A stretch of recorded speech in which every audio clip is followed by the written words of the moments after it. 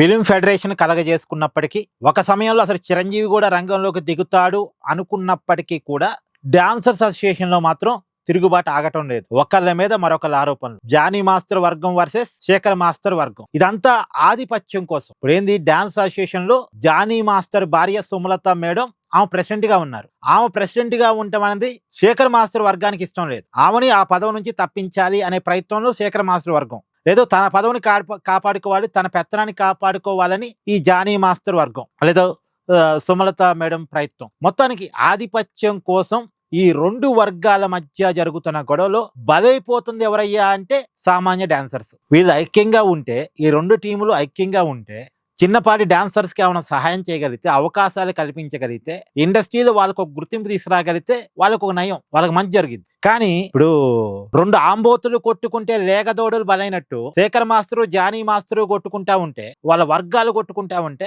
సామాన్య డాన్సర్స్ నలిగిపోతున్నారు. అసలు వాళ్ళకి అసోసియేషన్ ఉందో లేదో కూడా అర్థం కావట్లేదు. ఏ నిర్ణయం ముందుకు పోవట్లే, ఏది అమలు కావట్లే. వీళ్ళు ఒకటి చెప్తే వాళ్ళు కాదంటారు, వాళ్ళు ఒకటి చెప్తే వీళ్ళు కాదంటారు. సో మొత్తానికి ఈ రెండు వర్గాల మధ్య గొడవ సినిమా ఇండస్ట్రీకి చాలా ఇబ్బందిగా ఉంది. ప్రధానంగా డాన్సర్స్ కి చాలా ఇబ్బందిగా ఉంది. మళ్ళా శేఖర్ మాస్టర్ జానీ మాస్టర్ వాళ్ళు బానే ఉన్నారు, వాళ్ళకి అవకాశాలు వస్తూనే ఉన్నాయి. వాళ్ళు చాలా పెద్ద హీరోలకి వాళ్ళు కొరియోగ్రాఫింగ్ చేస్తూనే ఉన్నారు, వాళ్ళు సెటిల్ అయ్యారు, వాళ్ళు బానే ఉన్నారు, వాళ్ళు బాగున్నారు, వాళ్ళు కొట్టుకుంటున్నారు. కానీ సామాన్య డాన్సర్స్ నలిగిపోతున్నారు. ఇక్కడ ఎవరిదయ్యా తప్పు అంటే ఇద్దరు వైపు కొన్ని తప్పులు ఉన్నాయి. ఎవరిని ఒకరిని గుడ్డిగా సమర్థించడానికి లేదు. కాదు, ఒకటే బాధ నేను గతంలో కూడా చెప్పాను. ఈ గొడవల వల్ల జానీ మాస్టర్ తన జాతీయ అవార్డుని కోల్పోవాల్సి కూడా వచ్చింది.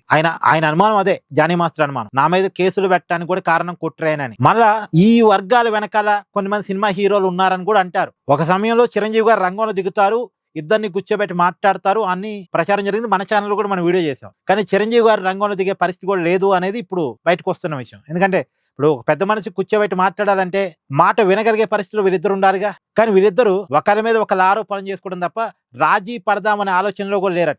రాజీ పడదామనే ఆలోచనతో ఉంటే ఒక పెద్ద మనిషి కూర్చోబెట్టి మాట్లాడతాడు, కానీ రాజీ పడదామనే ఆలోచనతో కూడా లేరు అనేది జరుగుతున్న పరిణామాన్ని బట్టి తెలుస్తుంది. మరి ఇంతగానం కక్షలేంటి, ఇంతగానం కార్పణ్యాలేంటి, ఇంతగానం పెత్తనం కోసం ఆరాటం ఏంటి? వీళ్ళు బాగుంటే సరిపోయిద్దా? సినిమా ఇండస్ట్రీ బాగుండాల్సిన అవసరం లేదా? డాన్సర్స్ బాగుండాల్సిన అవసరం లేదా?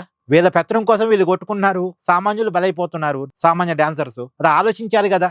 సో మొత్తానికి ఈ పోరాటం అయితే కొనసాగుతోంది. సినిమాల్లో గనక హీరో విలన్లు కొట్టుకున్నట్టు ఇక్కడ ఎవరు హీరో ఎవరు విలన్ అన్నది మనం చెప్పలేములే. కానీ మొత్తానికి డాన్స్ అసోసియేషన్ లో మాత్రం తిరుగుబాటు చాలా గట్టిగా వస్తుంది.